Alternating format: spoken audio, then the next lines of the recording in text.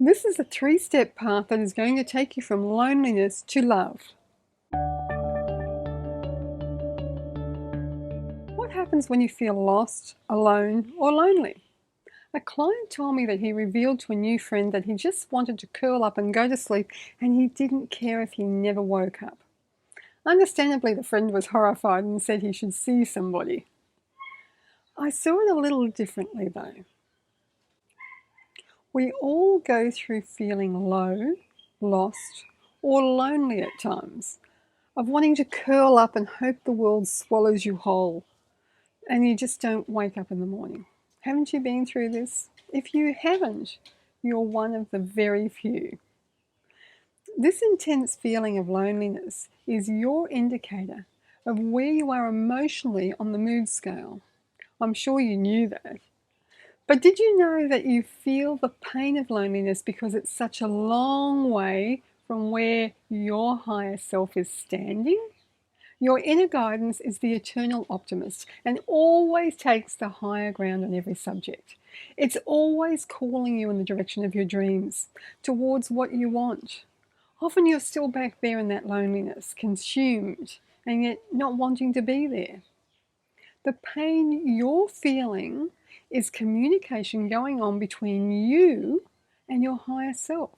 Because if you felt good about being lonely, then you wouldn't move forward. But because you don't, and there's pain involved, really deep emotional tugging, then you want to move from this place. And the only way that feels better is up. Just like when you stretch a rubber band and there's tension. To release that tension, you need to let it go, not pull tighter. What you're experiencing is excellent communication between your higher self and you. Your higher self has already moved to where you want to be, and yet you're holding yourself apart from that. There's tension and pain, either emotional or physical or both. So, what's the solution? Well, there were two more things he needed to know. I had a vision that he was focused in the past. That was all I could see. He confirmed that there were thoughts of the past that regurgitated without consent. He realised while we were talking that he used others as his excuse for things not working properly in his life. He blamed friends for not staying around and people for not buying from him. There was a whole string of people to blame, set out like Netflix series, just ready to watch on demand. That's the past. The next part was the self-sabotage. He was talking himself into things that weren't good for him and talking himself out of things that were good for him. Have you ever done that? I know I have. For instance, he was justifying that meditation didn't work, and so why bother to do it? Yet, he knew that when he'd been regularly meditating, things in his life worked out better. Life was more fun, it was easier, and had more meaning. I asked him when was the time that things were working out for him. That was easy. He knew that when he began his day with meditation, that things just went better. I wasn't surprised, as my day always begins with meditation, and I really notice when it hasn't.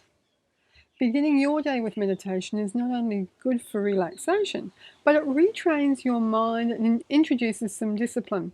Just as a tennis player needs to practice to become better, so too do we all need to practice thought discipline. Otherwise, they control us. But with meditation, after you've practiced the skill for a while, something triggers in your brain with just beginning. It sends off a series of responses so that the meditation will entrain your mind to move into an altered, alert, and higher vibrational state. It's almost as if your mind gets excited at the prospect of meditating. So, regular focus meditation was the first step in a solution. But we added a couple of extra safeguards to make sure he definitely had a great day. We did that with intentions, two types of intentions. After the meditation each morning, he was to set his intentions, plus a programming intention to take 5 deep breaths at any time and return instantly to this great feeling meditative state. Our mind and body responds well to instructions, and often we don't give them enough. When you're in a relaxed alpha state, as you are after a meditation, your mind is susceptible to suggestions. And suggesting that it feel great under certain conditions is one that loves to accept. The program was to put a hand on your heart, take 5 deep breaths, and expect to be feeling as great as you did at the end of the meditation. So step 1 is meditation. Step 2, the intention to have a great day. And step 3, program the intention. So now you know that if you ever feel low or lonely, it's not necessarily that you're sick or mentally ill.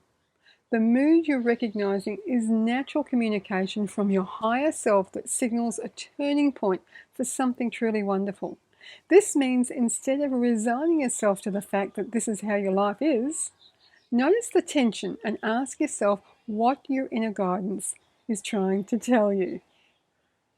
By the way, if you don't want the past to take up a dominant part of the real estate in your mind, then you'll need to find an alternative focus.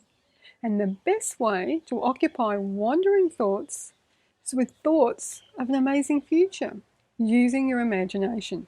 And since your mind doesn't know the difference between what's real and what's imagined, then imagining a future that you would be proud to occupy is the key. Just as J.K. Rowling created Hogwarts in her mind, so too can you imagine your future 5 years or more down the track. You can add a white owl, notice the car you're flying, and the people you're sharing it with. Just as J.K. Rowling did, you really want to bring your vision to life. No, it doesn't have to be a Hogwarts. Your creation may not become an international bestseller, but it will be something that you'll love to visit, a place where you're excited to be, and an ideal vacation for wandering thoughts. This method is called consciously creating your own reality. It's empowering, fun, and changes the direction of your future. So give it a go. Thanks for joining me. I'm Gail Marie from 6 Dimensions of Healing.